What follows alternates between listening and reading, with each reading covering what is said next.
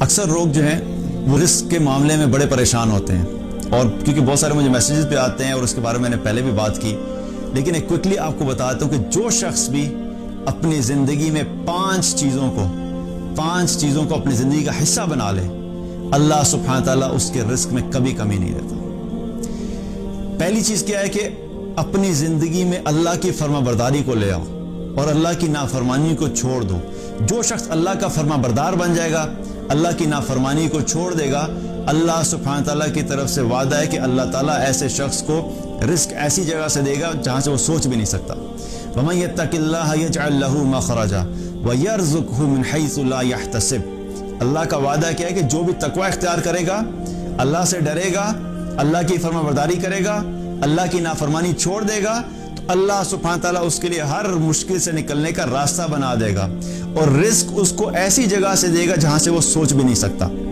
تو پہلی چیز کیا ہے کہ اللہ کی فرما برداری کرو اور اللہ کی نافرمانی چھوڑ دو۔ دوسرا عمل کیا ہے کہ جو شخص بھی کرے گا اللہ اس کے رزق میں برکت دے گا، کثرت سے استغفار کرنا، اپنے گناہوں پہ توبہ کرنا، نادم ہونا، استغفار کرنا۔ جو شخص بھی یہ کرے گا اللہ سبحانہ تعالیٰ اس کے مال کو بڑھا دے گا۔ اللہ تعالیٰ نے قرآن میں فرمایا فَقُلْتُ اسْتَغْفِرُوا رَبَّكُمْ إِنَّهُ كَانَ غَفَّارًا يُرْسِلِ السَّمَاءَ عَلَيْكُمْ مِدْرَارًا وَيُمْدِدْكُمْ بِأَمْوَالٍ وَبَنِينَ۔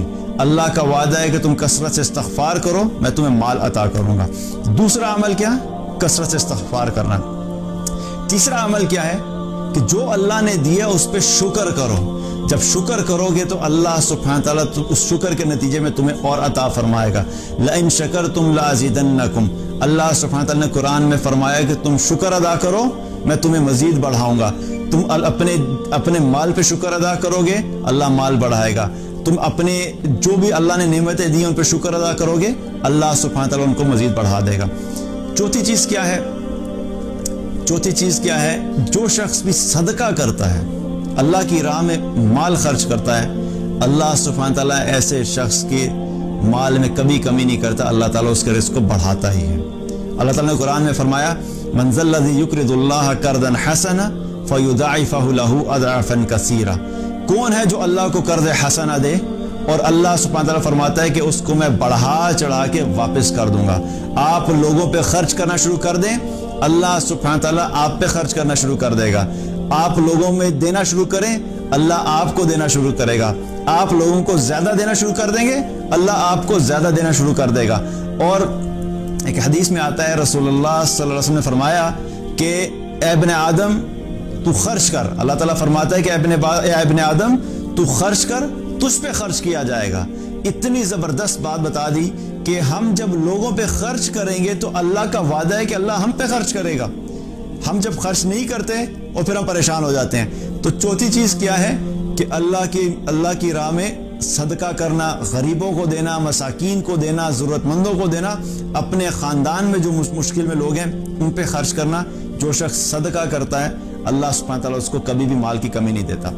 پانچواں عمل کیا ہے؟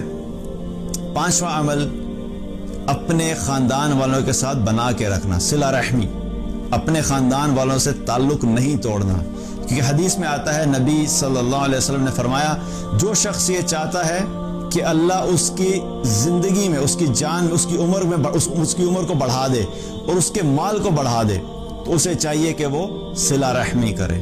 تو اپنے خاندان والوں کے ساتھ تعلق مت توڑیں، تعلق بنا کے رکھیں۔ جو شخص بھی یہ 5 اعمال کرے گا اللہ سبحانہ تعالیٰ کبھی اس شخص کو رزق میں کمی نہیں دے گا اور اس کے رزق میں ہمیشہ برکت ہوگی۔